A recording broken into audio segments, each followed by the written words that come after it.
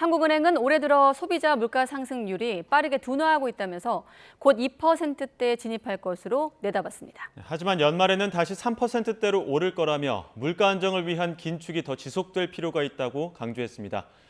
취재기자 연결합니다. 김지선 기자. 네, 한국은행에 나와 있습니다. 네, 그러니까 물가 상승률이 2%대로 내려가긴 하겠지만 다시 오른다고요? 네, 그동안 한국은행은 물가 잡겠다며 고강도 긴축 정책을 펼쳐왔죠. 올해 들어서는 3차례 연속 기준금리를 동결하며 그간의 금리 인상 효과 등 상황을 지켜보고 있었는데요. 한국은행은 일단 물가는 빠르게 안정되고 있고 이대로 가다가 다음 달이나 8월에는 2%대로 내려올 거로 전망했습니다. 이 물가 상승률은 주요 품목의 1년 전 가격 대비 산출하는데 지난해 7월과 8월에 석유류 가격이 유독 높았던 데다 지금은 많이 내려 기저효과 영향이 크기 때문입니다. 이 문제는 기저효과가 반감되는 8월 이후에는 물가 상승률이 다시 올라갈 수 있다는 전망입니다.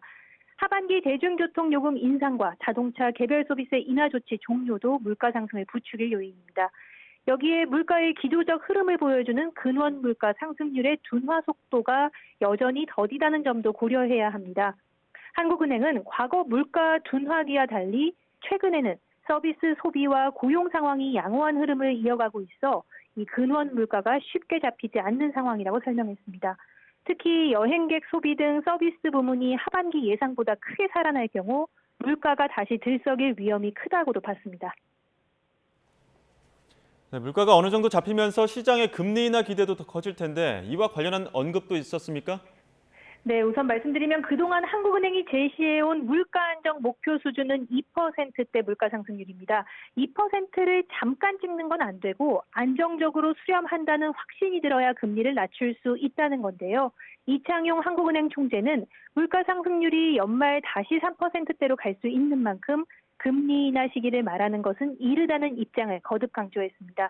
다만 물가가 다시 3%대로 뛰더라도 추가로 기준금리를 인상할지에 대해선 신중한 입장을 보였습니다. 어느 정도로 반등하는지를 봐야 한다며 국제유가와 공공요금 인상 정도, 또 국내외 경기 흐름에 따라 향후 물가 경로의 불확실성이 크다고 경계했습니다. 최근 금리 인상을 중단했다가 재개한 호주와 캐나다의 경우는 물가가 5%대를 넘어가고 있어서 우리와는 상황이 다르다는 겁니다. 이창용 총재는 또 미국이 연내 2차례 더 기준금리를 올릴 가능성을 열어둔 것과 관련해서도 두 번째 인상이 실제로 일어날지 또 언제 할지는 지켜봐야 한다고 말했습니다.